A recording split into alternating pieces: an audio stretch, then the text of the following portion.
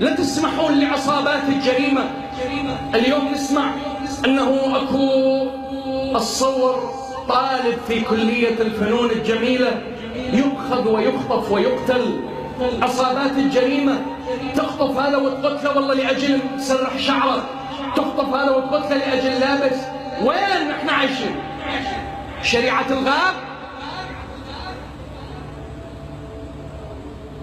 كيف تتجرؤون على النفس الإنسانية وتزهقوها بكل بساطة؟ كيف؟ يرمى بالشارع. ليش؟